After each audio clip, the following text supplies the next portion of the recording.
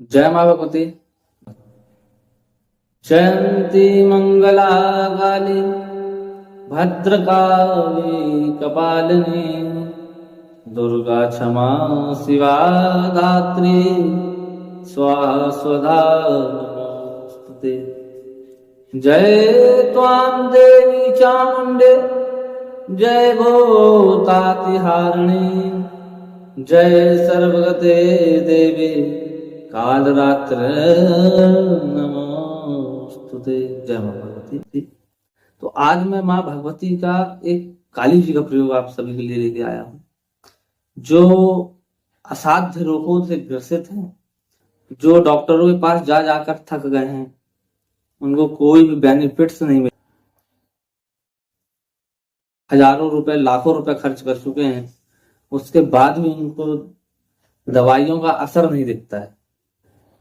तो उसके लिए मैं माँ भगवती काली का एक ऐसा दिव्य प्रयोग लेके आया हूँ आप सभी के लिए कि आप एक बार करेंगे और आप देखेंगे कि जो दवाइयां काम नहीं कर रही थी रोगी के ऊपर, वो दवाइयां भी काम करने लगी। और कितना भी मतलब बीमार क्यों ना हो, मरणासन्न अवस्था में भी क्यों ना हो, माँ भगवती की कृपा से स्वस्थ हो जाएगा। हाँ, अपितु मैं आपको ये बताना चाहता हूँ, अगर उसकी आयु है परंतु किसी असाध्य रोग के कारण वो ग्रसित है, परेशान है, तब माँ भगवती कृपा करती है। क्यों? क्योंकि ब्रह्मा जी ने जो लिख दिया है, ब्रह्मा जी के विपरीत कोई नहीं जा सकता। जो विधना ने लिख दिया, छठी रात के अंक राय घटे न तिल बढ़े रहिजा जिया ने संग।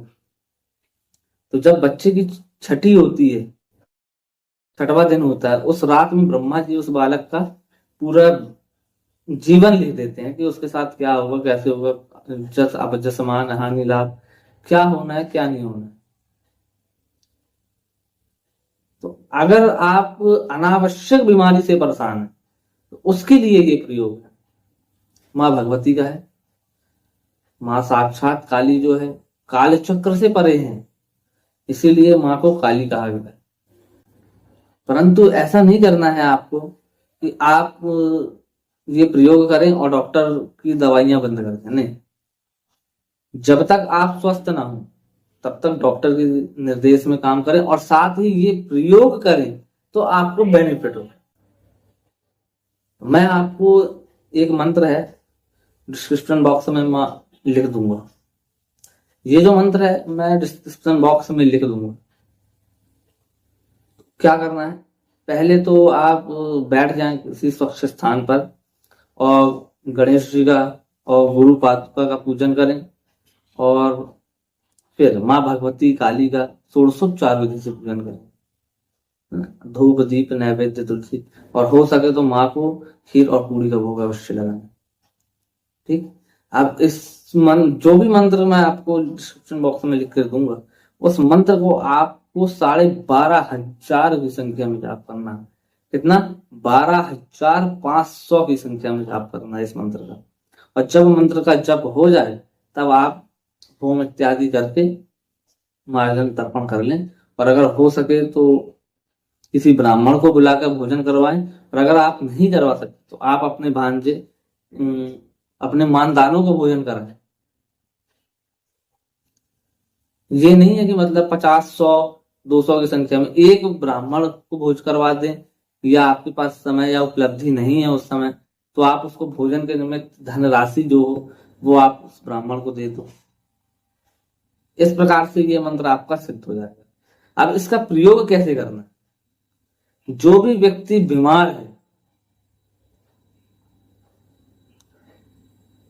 उस व्यक्ति का नाम लेकर, मंत्र में अमुक स्थान आया हुआ है तो उस अमुक में रोगी का नाम लेना है और उसके बाद मंत्र जप करना है। और किस तरीके से झाड़ना है, तो आपको लोटा या गिलास में जल ले लेना है। जल लेने के बाद आपको 108 बार इस मंत्र को पढ़कर फूंक मारना है और रोगी को 3 दिन तक इस जल से झाड़ना है। आप देखेंगे चुटकियों में बीमारी दूर।